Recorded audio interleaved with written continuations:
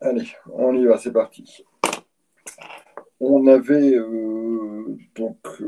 commencé la révision des coûts complets lors de notre dernier cours. On avait notamment terminé de voir l'annale de l'année 2012 et on était en train de travailler sur l'annale de l'année 2013 qu'on va se remettre en tête puisqu'on avait fait la première partie.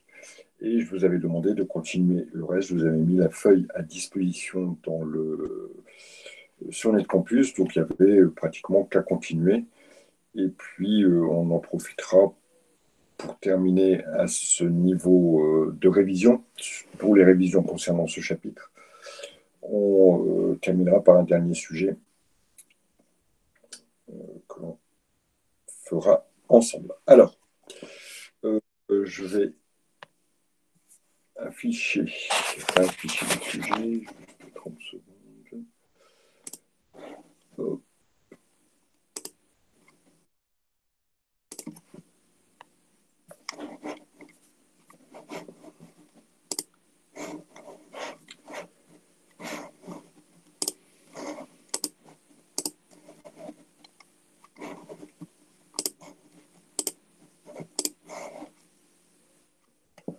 Voilà, alors juste, on va quand même se remettre un peu dans le contexte, hein.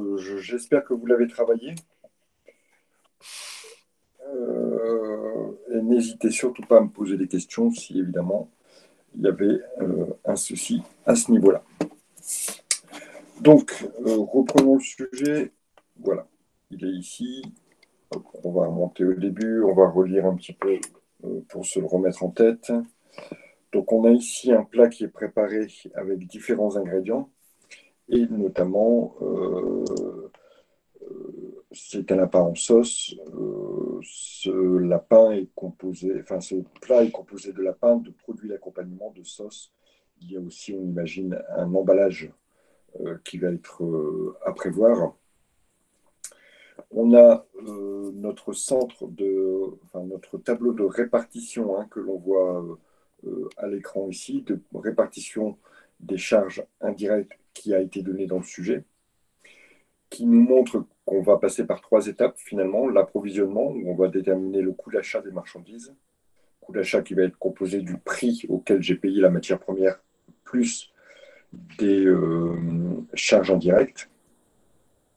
Ensuite, on a un deuxième centre qui va s'occuper de la fabrication, de la production, donc des plats. Et un troisième centre qui va s'occuper de la distribution. Je vais pouvoir calculer avec la fabrication le prix de production et avec la distribution, finalement, comme c'est le dernier centre, le prix de revient. Voilà. Alors, dans notre correction, on avait établi, je vais agrandir un peu, à ce que vous puissiez tous. Mais normalement, le sujet, vous l'avez, hein, vous pouvez toujours encore le récupérer. Enfin, même la première partie de correction que nous avions fait, vous l'avez et vous pouvez toujours, bien sûr, la récupérer sur notre campus. Donc, on avait établi le coût d'achat, hein, donc on avait acheté 400 kg de lapin à 4 euros le kilo. On avait ajouté, puisque les charges indirectes s'appréciaient à l'euro acheté, donc on est reparti sur 16 000 euros en termes de quantité d'unités d'œuvre à 40 centimes. Bien sûr, cette donnée-là est issue du tableau de répartition des charges indirectes. Et on est arrivé, si je me concentre sur le lapin, à 400 kilos achetés à un prix un coût d'achat, pardon, de 5,60 €. Finalement, le kilo, il fallait aussi rajouter des charges indirectes. On avait fait la même chose pour les 4 composants de mon plat et on avait fait la fiche de stock pour ces matières premières. On avait relevé les stocks initiaux, ajouté les entrées issues du tableau précédent et recalculer un coût moyen unitaire pondéré pour chaque partie, en sachant qu'ici, pour la sauce et l'emballage, dans le sujet de l'année 2013, c'était déjà fait. Les données qui sont ici en rouge, hein, dans sa couleur. Les données qui étaient ici en rouge étaient déjà inscrites dans le sujet. Alors, je vais finir simplement mon tableau ici. Je vais donc ici, au niveau de l'entrée, reprendre, je n'avais pas fait le calcul ici, pour le coût d'entrée. Donc, le coût d'entrée ici, il est à 7 €. Le coût d'entrée ici, il est à 0,56.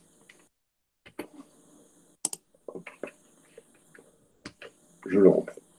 Voilà. Alors, sachant que ça, bien sûr, c'était à moi de le compléter, je vais le mettre en noir. Ça, c'était à moi de le compléter. Ça, c'était à moi de le compléter. Et cette partie-là, c'était à moi de le compléter. Maintenant, il va falloir sortir des stocks la matière première pour les rentrer dans le centre d'analyse production qui, lui, va fabriquer les plats. La consommation de chaque matière première, il va falloir se mettre dans le sujet par rapport à ça. Alors, on va regarder dans le sujet et on nous dit d'abord que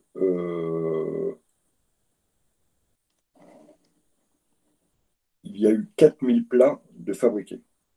Alors ça, c'est une donnée importante qui va nous permettre ici de connaître les consommations. Pour fabriquer ces 4000 plats, il va falloir utiliser du lapin, des légumes et de la sauce. Et on nous donne ici les quantités nécessaires pour un plat. Donc, ce qui veut dire que si pour un plat, je vais reprendre sur ma feuille ici pour connaître les consommations, je vais faire un petit tableau qui va me permettre de connaître les consommations de matières premières. Donc, concernant le lapin, les produits d'accompagnement et la sauce.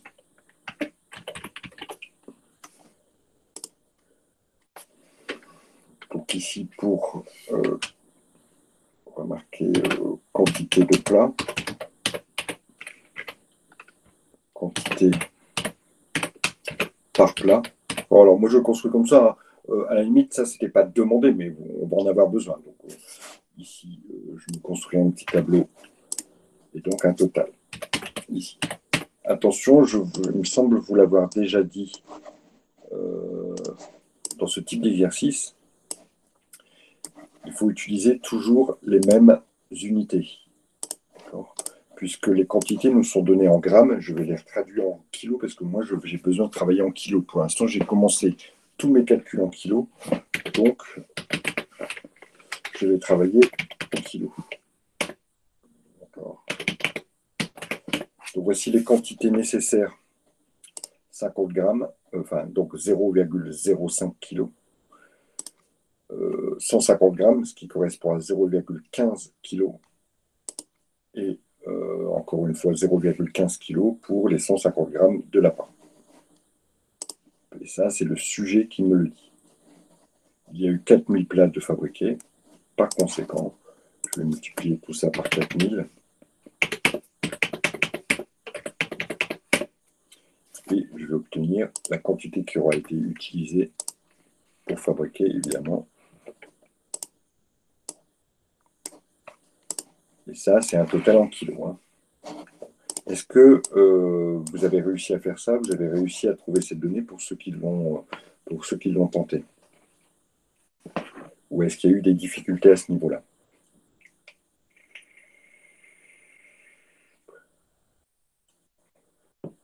Je n'ose pas poser la question qui a fait le TD. Je n'ose pas la poser. Donc, je ne vais pas la poser. Allez, je reprends ici. D'accord, ok. Mais là, c'est bon.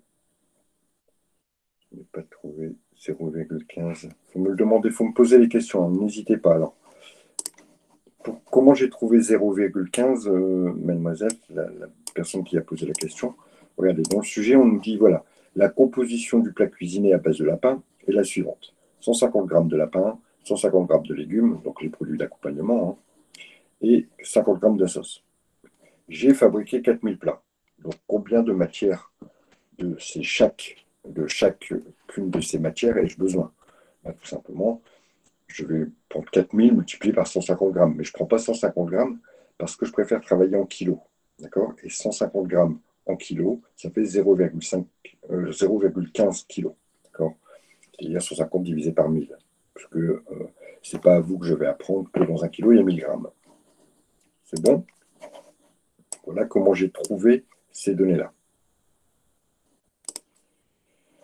Donc ici, je sais que je vais consommer 600 kg de lapin au prix de 5,40. Donc ici, en lapin, je vais en sortir 600 au prix de 5,40. Je vais sortir en produit d'accompagnement aussi 600 kg de produits d'accompagnement. 600 kg. J'ai besoin de 600 kg pour fabriquer mes 4000 plats. Hein.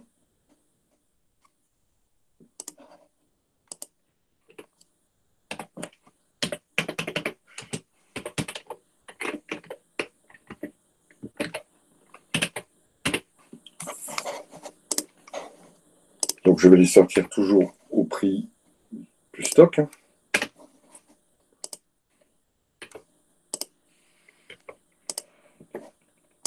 Donc je sors aussi mes 600 kg de légumes ou de produits d'accompagnement ici.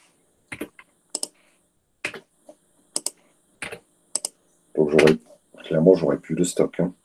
On voit que dans le sujet, on m'avait marqué qu'il y avait une sortie de 200. Bah, ça correspond à mes calculs. Bah, ça veut dire que je suis sur la bonne piste. Hein.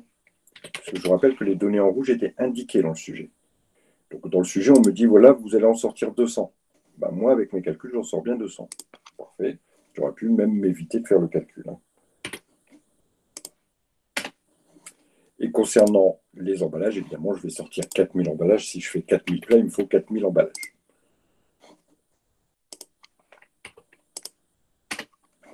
Donc les emballages à ce prix-là et la sauce à ce prix-là. Voilà. Donc pour constituer mon plat, j'ai repris tous mes ingrédients. Tac. Je vais déjà faire une première multiplication ici. Ensuite, dans le sujet, on me dit qu'il y a des autres charges. Puisque c'était inscrit, je vous dis, hein, ces tableaux-là, les tableaux étaient donnés dans le sujet. Donc ça veut dire qu'il y a des autres charges. Donc ça va éveiller évidemment mon intérêt et ma curiosité. Je vais bien regarder mon sujet et je vais vérifier. Voilà, on me dit qu'il y a des charges directes ici concernant la sauce et qu'au niveau de la production, il y a 2400 € de charges directes. On ne me dit pas lesquelles c'est, mais je m'en fiche. Je dois les prendre en compte. Donc, je vais rajouter, mais je vais juste vérifier, 2400 € de charges directes. Ensuite, tout ça, ce sont les charges directes. On sait qu'à chaque fois, de toute façon, dans chaque centre d'analyse, pour chaque coût, que ce soit le coût d'achat, le coût de production ou encore le coût de revient, il y a toujours une partie de charge indirecte. Ici, on les a tous établis, tout établi. C'était celle-ci. Je vais me le noter ici. Ça, ce sont les charges directes.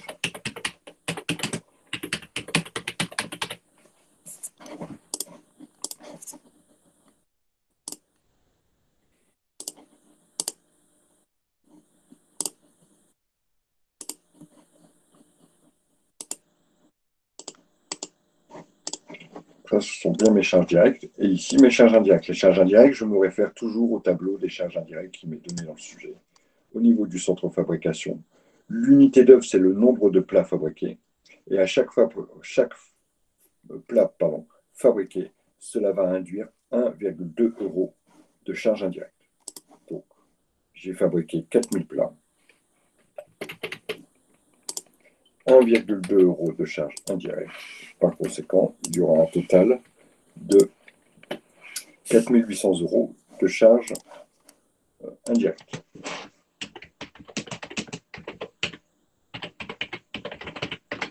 Ici, je vais pouvoir calculer le coût de fabrication pour mes 4000 plats. Le coût de fabrication pour les 4000 plats, il est de 13 360 €.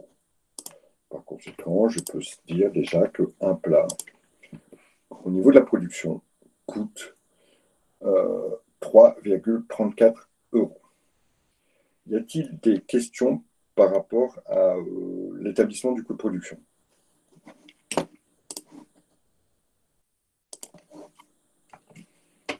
Pas de questions?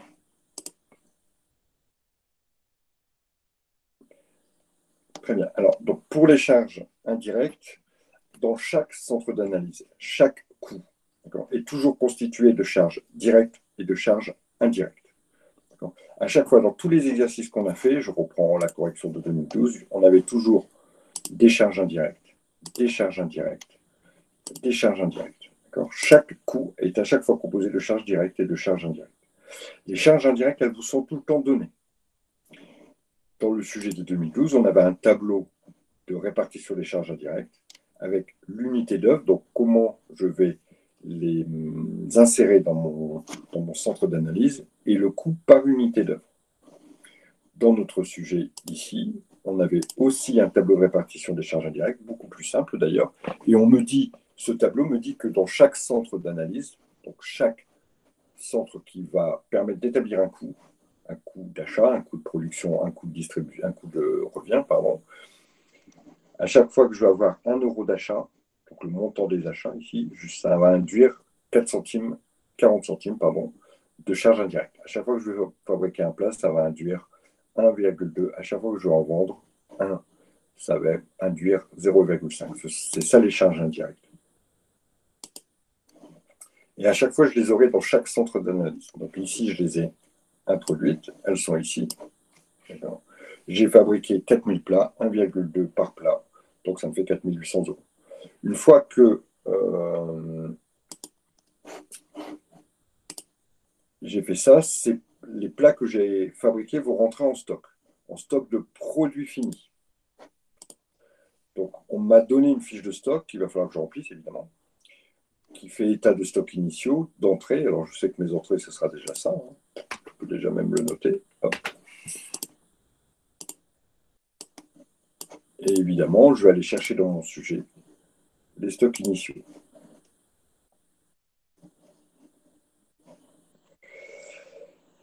Alors, voilà, les stocks initiaux.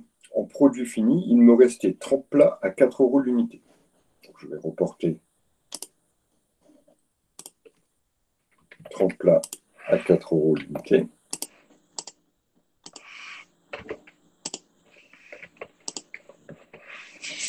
Je vais recalculer le coût moyen unitaire pondéré d'abord en additionnant le nombre de plats, 4030, puis en additionnant les coûts, les totaux ici, pour recalculer un prix moyen qui sera ici de 4,34. De 3,34, pardon. Le prix ne va pas bouger, hein, parce qu'effectivement, l'influence des 30 restants, même s'ils ont un prix plus important, n'a pas influé le coût en stock. Maintenant, concernant les sorties, qu'est-ce que je vais vendre? C'est ici.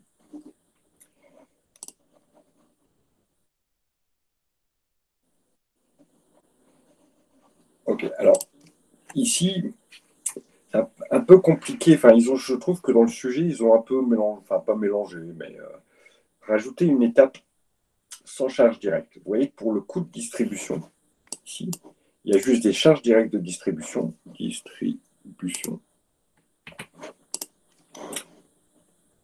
Et des charges indirectes de distribution. Et on additionnait simplement les deux, et puis voilà. L'affaire était conclue.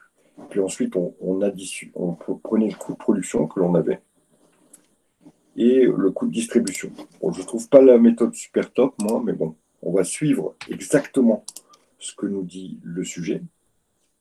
Donc, on va regarder dans les coûts de production, dans les coûts de distribution, quelles sont les charges directes, et dans les coûts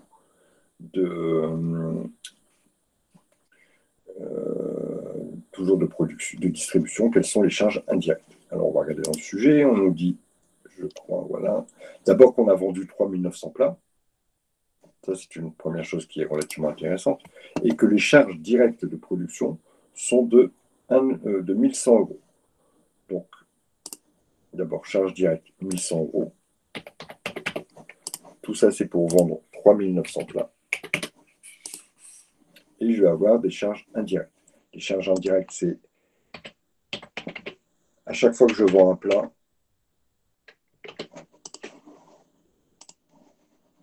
ça me coûte 50 centimes. Je prends ma partie ici, centre d'analyse, distribution, c'est au nombre de plats vendus et ça coûte à chaque fois 50 centimes.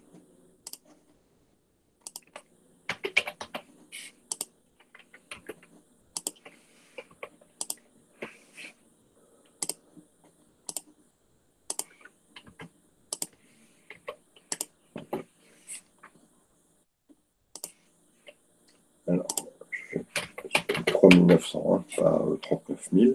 Donc au total, pour vendre mes 3 900 plats, ça me coûte,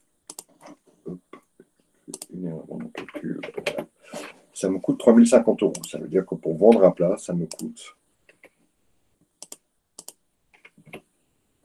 78 centimes.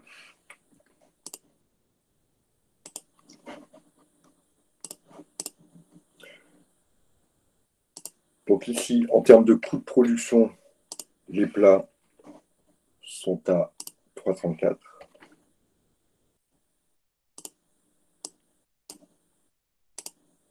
En termes de coût de distribution, les 3 900 plats vont coûter 0,78 €.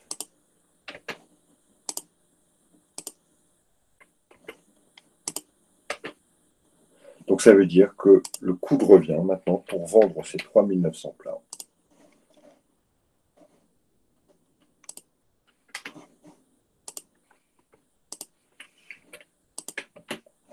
on est à 4,24 € pour vendre mes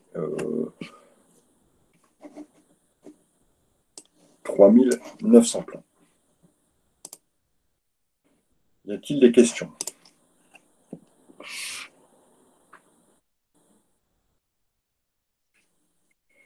Toujours pas de questions? Alors on va continuer à regarder un petit peu le sujet au niveau des questions qui étaient posées. Donc le travail à faire à l'aide de l'annexe 1, achever le coût de revient du lapin en sauce en complétant les tableaux. Chose que qu'on vient de faire. La direction souhaite réaliser une marge bénéficiaire de 22% sur ce plat. Déterminer le prix de revient à pratiquer et le prix de vente, pardon. J'allais dire le prix de revient, c'est un peu compliqué. Le prix de vente à pratiquer, arrondissez-le à l'euro supérieur. Vous pouvez vous baser sur un coût de revient à la question 1 ou sur le coût de 4,15 €. Voilà.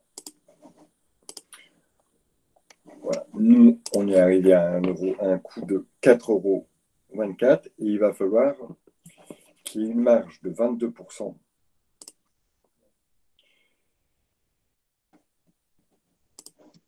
Il va falloir qu'on ait une marge bénéficiaire de 22%. Donc à chaque fois que je vends un plat, il faut qu'il me ramène 22% de son prix de vente. Donc ici, on a le prix de revient.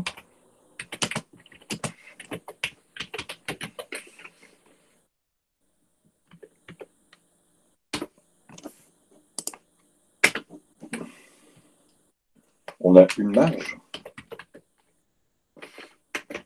qu'on ne connaît pas pour l'instant.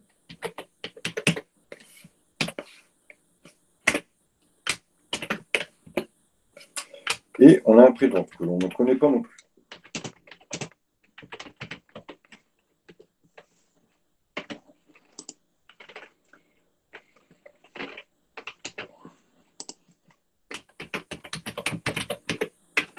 Mais nous, on peut travailler avec des pourcentages.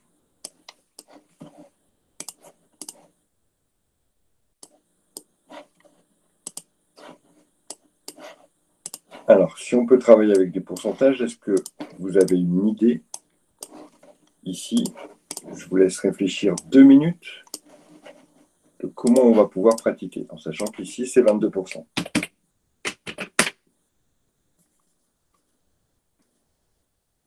Je vous laisse réfléchir 2 minutes, et puis si quelqu'un a une idée, une réponse à me donner, je serai très heureux de l'écouter.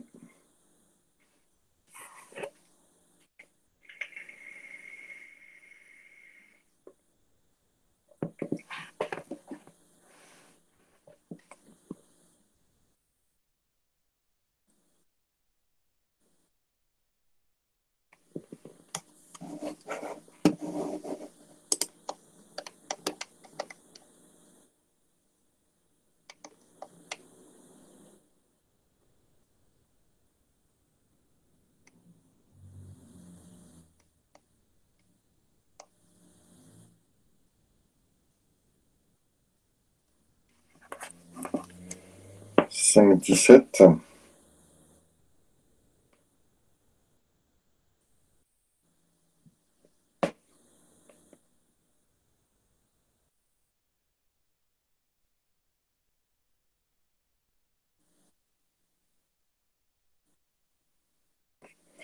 Cinq 17, vous m'avez dit Isabelle, je crois.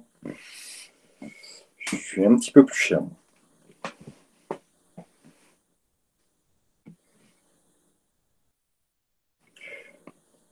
Quelqu'un a une autre idée?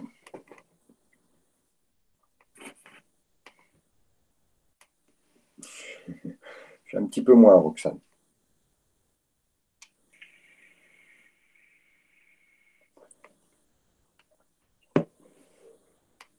Allez, imaginons que dans le prix de vente, d'accord, ça c'est mon prix de vente. Hop, ça c'est mon prix de vente.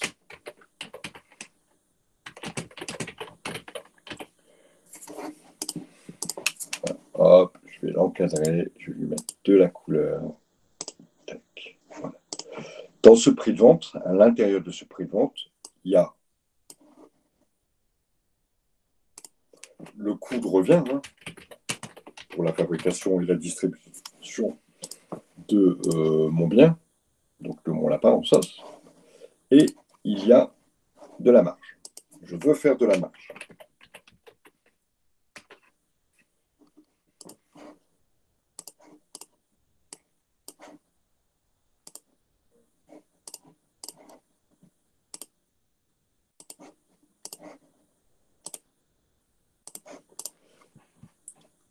Donc ça représente 22% du prix de vente.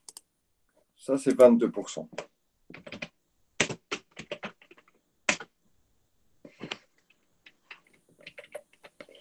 Ça va être combien alors?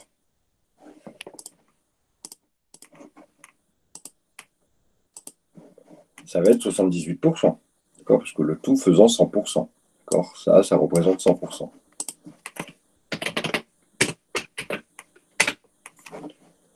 Mon prix de vente ici représente 100%. Donc ça veut dire que ça représente 78%. Est-ce que jusqu'à présent tout le monde me suit? Si ça représente 22 de 100%, quand cette partie-là, elle représente 22%, ce qui reste pour atteindre mes 100%, c'est bien 78%.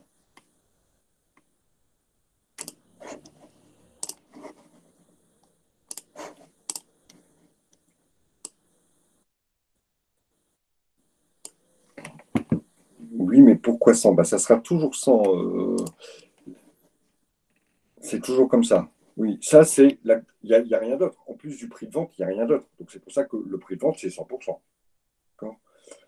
Si j'avais. Là, on ne vous parle pas de problème de TVA, rien du tout. Mais donc, voilà. Le prix de vente, c'est 100%. Et donc, dans ce prix de vente, il y a de la marge et il y a le coût de revient pour payer tout ce qu'il y a à payer avant. Donc, cette marge, elle est de 22%, ça, on nous le dit. Ça veut dire que le coût de revient représentera, il faut que le coût de revient représente 78%. Ce coût-là, on le connaît, c'est 4,24.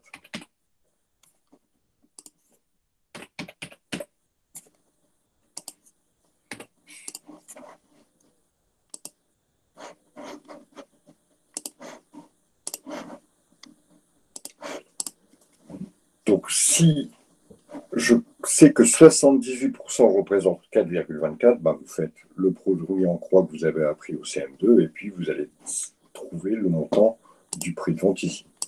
Alors, clairement, vous allez faire le prix de vente. Il est égal à 4,24 divisé par 78 multiplié par 100 et votre prix de vente sera donc égal à 5,44.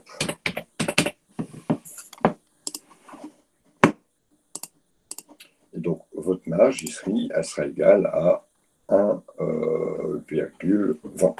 1,20. Et 1,20 représente bien 22% de 5,44.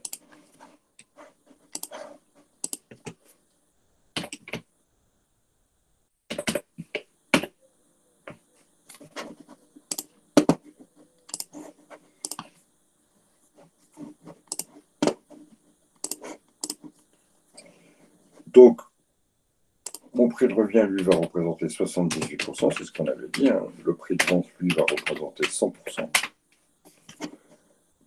Donc, la marge va représenter 1,20. Et le prix, ici, va représenter 5,44. Bien sûr, ça, c'est pas arrivé tout seul, c'est avec le petit calcul que j'ai fait ici.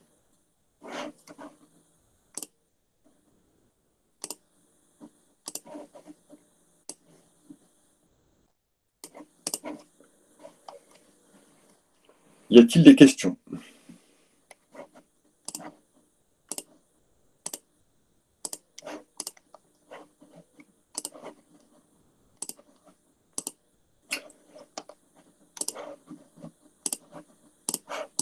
Pas de questions?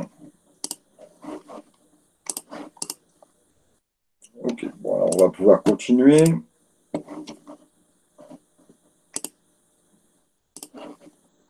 Je mets un peu de couleur, un peu de cosmétique. Hop. On va pouvoir continuer avec cet autre sujet, qui est un petit peu basé sur celui qu'on vient de faire. Donc, a priori, si vous avez compris les données du problème que l'on a vu précédemment, vous devriez comprendre ce premier sujet, d'accord. On va le lire ensemble. On va regarder comment éventuellement l'aborder et je pourrais vous mettre les tableaux, puisque les tableaux étaient donnés dans ce sujet. Alors, ce n'est pas un sujet officiel, mais c'est un sujet de BTS blanc qui avait été fait en 2017 au sein de Dillon, mais qui, vous allez voir, qui ressemble pour beaucoup aux deux premiers sujets que l'on a vus. Donc, l'entreprise Aquitaine Biologique propose, entre autres produits, des biscuits à base de dattes. On met à votre disposition les informations suivantes pour la production de 7820 biscuits. Donc, on sait déjà un premier élément. Hein. Je vous rappelle que dans ce type de sujet, dans ce type d'exercice, qui est une partie qui est difficile à gérer, c'est qu'on a beaucoup de choses, beaucoup d'informations, et qu'il faut repérer ces informations. Alors moi, je vous conseille méthodologiquement, information, production par exemple, on sait qu'on va être sur à peu près voilà, trois parties. Je vais mettre le tableau de répartition.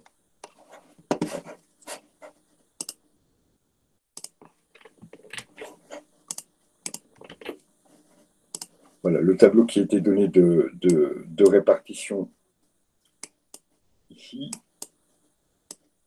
Voilà, on sait qu'on est, et ça sera pratiquement toujours comme ça, hein, 3 centres d'analyse. Un premier centre d'analyse qui est l'approvisionnement, comme d'hab, un centre d'analyse cuisson et un centre d'analyse, conditionnement.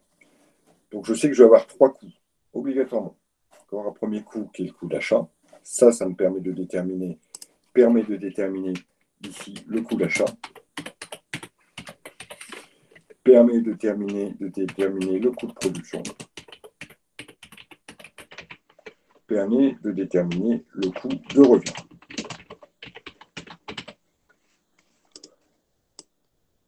Ce que je vous propose ici, c'est que concernant le coût de production, on va prendre toutes les informations que l'on a et on va les mettre, c'est pas ça, on va prendre ça, voilà.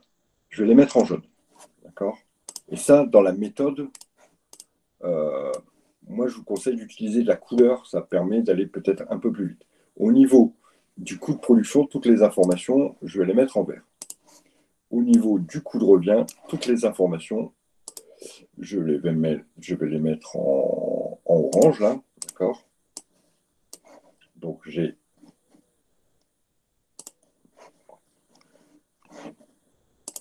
voilà, toutes ces données-là.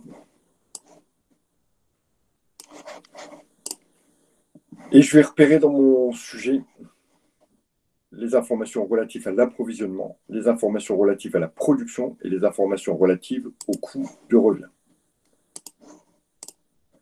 Donc, dans la méthode, j'analyse les choses.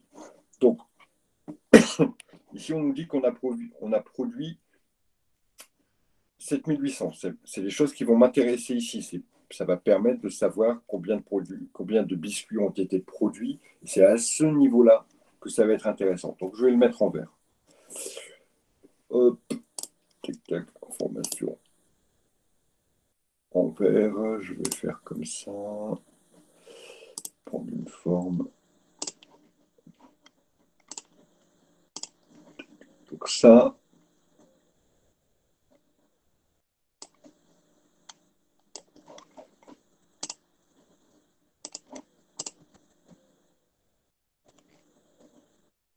Automatique. Le remplissage, aucun remplissage. Voilà. Hop, les contours, on va les mettre un peu plus importants. Voilà, ça, information qui va me servir pour établir mon coût de production. Ensuite, on me dit que le nombre total des achats, ici on parle des achats, toutes ces informations-là sont nécessaires pour le coût d'achat. Je vais prendre ceci. Ah, j'ai une mauvaise manipulation.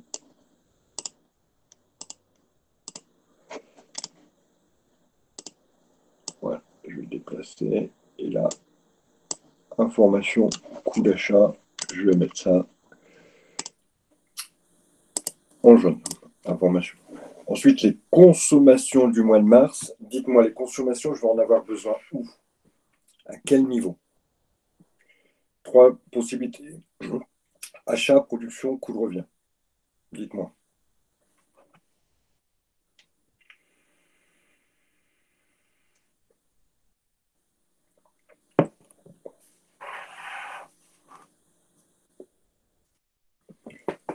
Alors, Élodie a au moins le mérite de nous proposer quelque chose.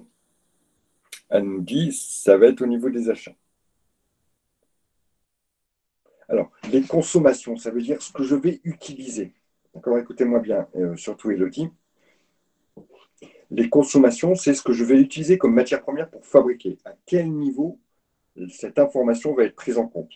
Cette information va être prise en compte au moment de la fabrication, pas au moment de l'achat. Au moment de l'achat, j'achète. Je ne sais pas ce qui va être produit, j'achète pour faire du stock. Et c'est au moment de la production que je sais combien je vais consommer. Donc les consommations sont nécessaires pour établir le prix de production, le coût de production.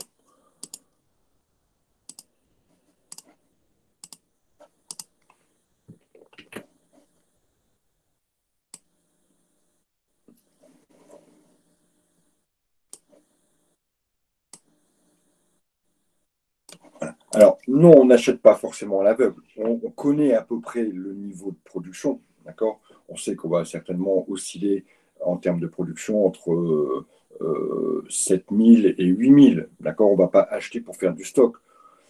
Mais il se peut qu'on utilise tout ce qui a acheté, tout ce qui a été acheté ne soit pas forcément utilisé, d'accord? Ensuite, on a des informations sur les stocks. Ça, c'est autre chose.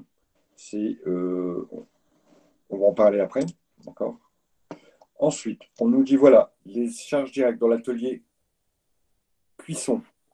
Cuisson, ça, c'est du jaune. Et dans l'atelier conditionnement. Conditionnement, tiens, c'est du orange. Allez, je mets mes couleurs. Ça, c'est une information que je vais utiliser dans la partie de production, puisqu'on me dit que c'est dans l'atelier cuisson. Hein. Donc, la cuisson, c'est au moment de la production. Et autre chose,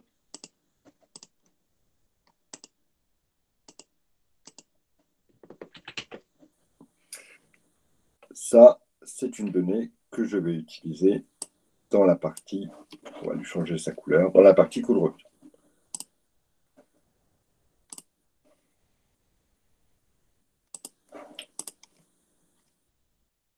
Ensuite, voilà. Tac, tac, tac. Ensuite, autre chose, dernière chose, on sait qu'à chaque fois que, et ça, on l'avait vu notamment quand on avait voilà, repris notre modèle, un petit peu de travail, approvisionnement, stock, fabrication, stock, distribution, voilà. Après, il n'y a plus de stock, évidemment. Donc, j'ai 2 fois des stocks de matières premières et des stocks de produits finis. Et ce schéma-là, hein, il est valable tout le temps. Le process de fabrication, le process de distribution. Voilà, ce schéma-là, il est valable tout le temps, avec 2 fois des stocks. Donc, ce qui veut dire ici que je vais avoir des stocks de matières premières. et des stocks de produits finis.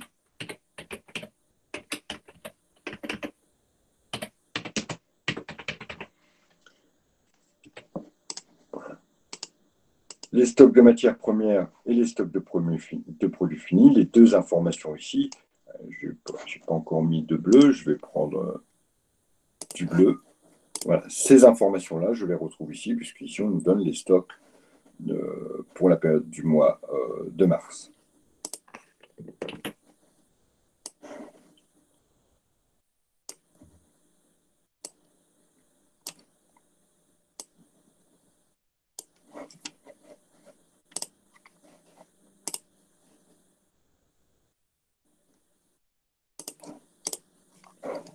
Autre information concernant les stocks, on me dit que c'est la méthode du coût moyen unitaire pondéré qui est utilisée.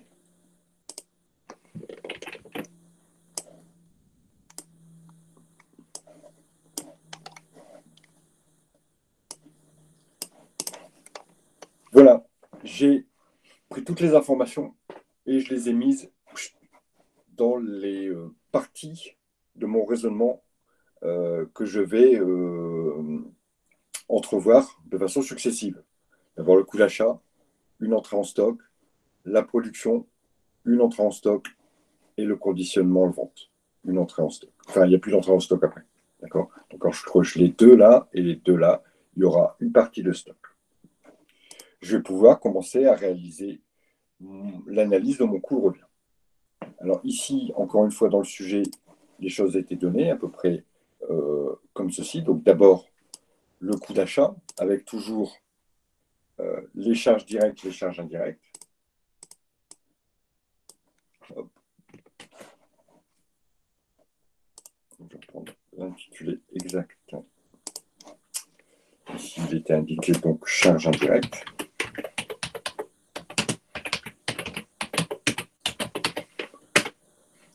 Le coût d'approvisionnement. Alors, coût d'approvisionnement, coût d'achat, c'est la même chose. De toute façon, c'est le coût après le premier centre. Donc, en matière, qu'est-ce que j'ai acheté? J'ai acheté des dattes, du beurre, de la cassonade, de la farine. Donc, 4 matières. Donc, des dattes.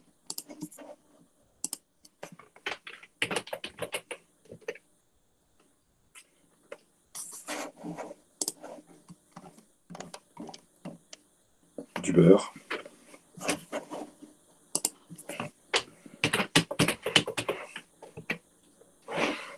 De la cassonade. Et de la farine. Je vais constater ici mes achats. Première étape, je constate mes achats. Donc, au niveau des dattes, j'ai acheté 120 kg de dattes à 7 €. Au niveau du beurre, j'ai acheté 200 kg de beurre à 6,10 €. Au niveau de la cassonade, j'ai acheté 110 kg à 1,50 €. Et au niveau de la farine, j'ai acheté 200 kg à 0,20 €. Alors, a priori, j'ai des petites questions. Je vais revoir les questions que vous posez. Est-ce que c'est possible de zoomer un peu sur votre écran? C'est un peu tout. Oui, pas de problème.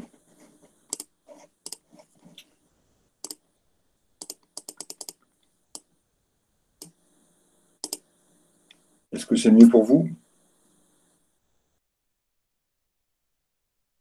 Ah, ok, ça marche.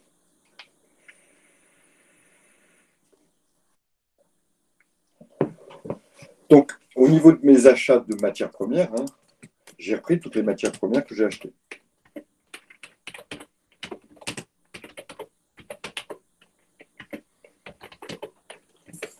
Bon, évidemment, je vais faire mes totaux assez rapidement.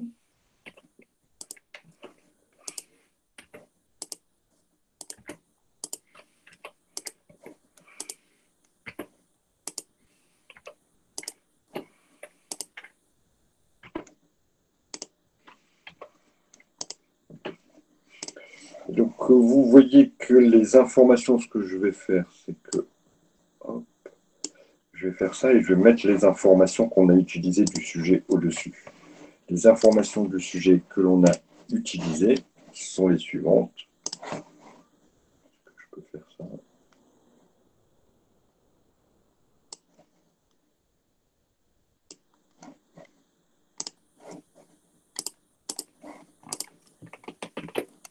Voilà les informations qu'on a utilisées ici. D'accord. Qu'est-ce qu'on va utiliser comme autre information pour remplir mon tableau? J'ai besoin de connaître les charges indirectes. Les charges indirectes, je les connais grâce au tableau ici de répartition des charges indirectes. Vous voyez qu'on n'a pas fini de le remplir, d'ailleurs. C'est peut-être la première étape, j'ai oublié, mais c'est peut-être la première étape. On nous donne le total, on nous dit que c'est le montant des achats. Le montant des achats, on sait qu'il y en a pour 2441. Et évidemment, ici, on va faire ça divisé par 2441 pour trouver le montant. Ouais, 0,49. Alors ma feuille, c'est un peu décalé. On va faire ça. Et on va faire ça de toute façon. Est-ce qu'on garde?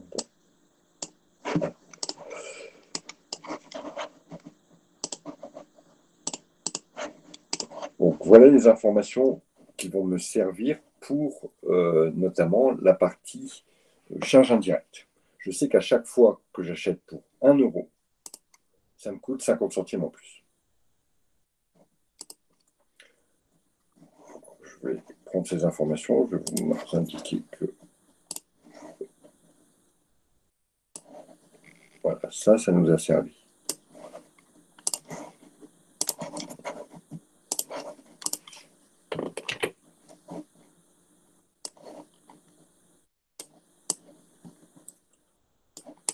Voilà, autre information. Donc ici, j'en ai acheté pour combien? 840. Je sais que c'est 0,49 à chaque fois que j'achète. Ici, j'en ai acheté pour 1220. 0,49. Ici, j'en ai acheté pour 165. 0,49. Ici, j'en ai acheté pour 69. 0,49.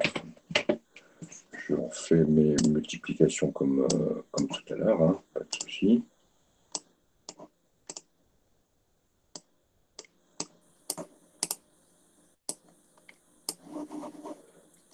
Donc ça veut dire que pour acheter mes 120 kg de dattes, ça m'a coûté au total ça plus ça. Pour acheter mes 200 kg de beurre, ça m'a coûté au total le coût du beurre plus les charges indirectes. Pour acheter les 110 kg de cassonade, ça m'a coûté le coût de la matière, hein, plus les charges indirectes.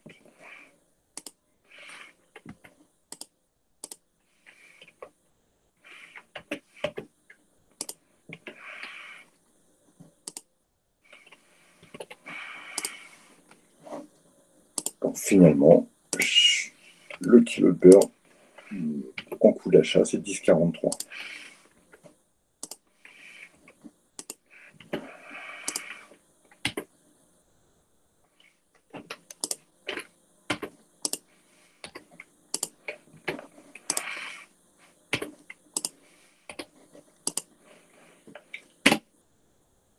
Voilà. Y a-t-il des questions par rapport à l'établissement de ce premier coup ici? Alors, on va le mettre en jaune, on va respecter la couleur.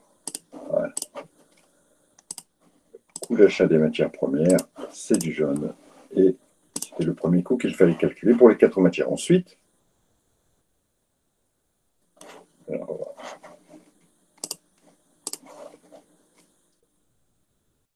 c'est 1200 divisé. Alors, Alexandra, j'ai fait une erreur quelque part? Moi non plus, je ne comprends pas les 0,49. J'avais mis 300. Ah, j'ai fait des petites erreurs. Alors. Oui, pour la farine. C'est 200 kg de farine à 0,23 et vous avez eu 300. Ok, 200 kg de farine. Voilà.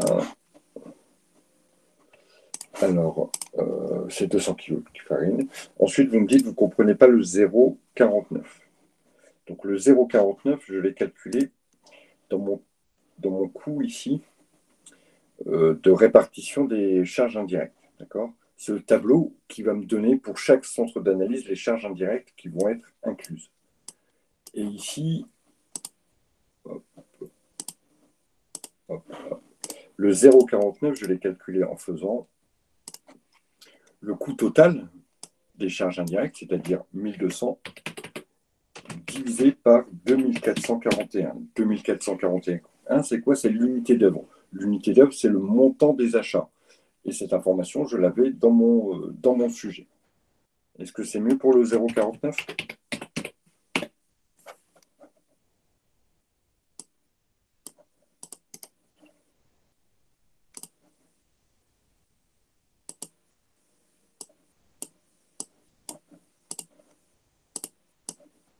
Alors, il se peut très bien qu'effectivement, le tableau de répartition des charges indirectes, on vous donne à le remplir.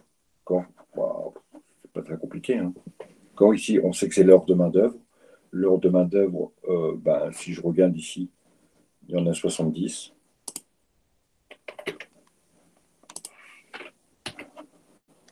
Ça veut dire qu'à chaque fois qu'on va travailler 1 heure, il y aura 5,51 €.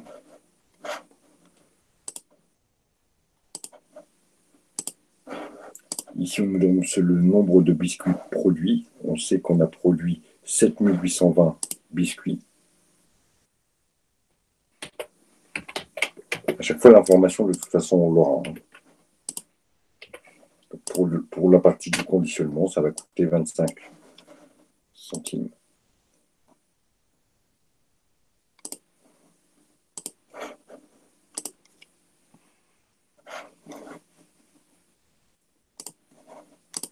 Donc maintenant, je vais aborder mes stocks. Pour la partie des stocks, je vais mettre au-dessus les informations qui sont importantes. Donc d'abord, les entrées, elles sont là. Hein, d'accord? Mes entrées, elles sont ici. C'est mes achats, les entrées. Mais il me faut obligatoirement les stocks initiaux. Il me faut obligatoirement mes stocks initiaux. Et mon stock initial, hop, on vous le donne ici.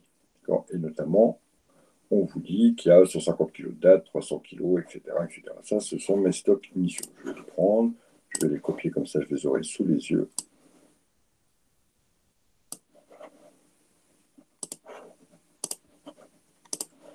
Dans ma feuille de réponse ici.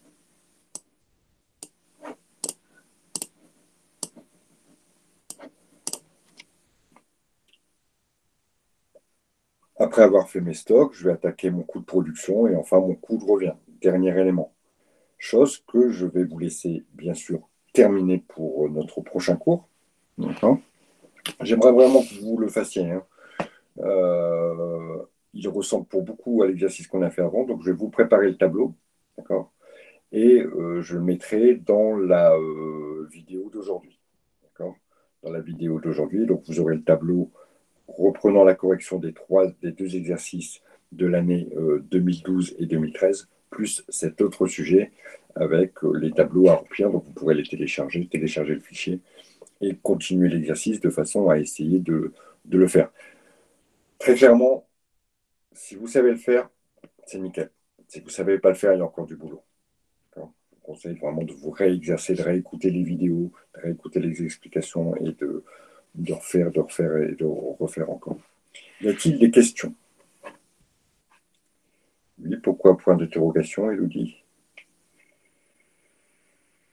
Parce que je ne sais pas si vous avez vu, mais tout à l'heure, qu'on a fait 1200 divisé par 2441, il sortait d'où en fait les 1200? On nous les a donnés, hein. Ces chiffres-là, on nous les a donnés. Toute cette première partie de tableau-là, ça, que je vais mettre en gras, c'était donné dans le sujet. Ah d'accord, merci, je n'étais pas sûre si c'était donné ou pas. Non, on ne peut pas le deviner. Là, on n'a aucun élément qui nous permettrait éventuellement de le deviner. C'était donné dans le sujet. Mais vous faites bien de poser la question. D'autres questions? Non? Ok, écoutez, je vais vous laisser pour ce soir. Demain, on se retrouve. Vous, c'est le cours de 7h30? 19h? D'accord, ok. Ça marche. Je vous souhaite bon courage. S'il n'y a pas de questions, bon courage. Et puis, d'ici 10 minutes, le fichier sera accessible et vous pourrez le poster pour demain. Allez, je vous souhaite bonne soirée. Ciao à tous.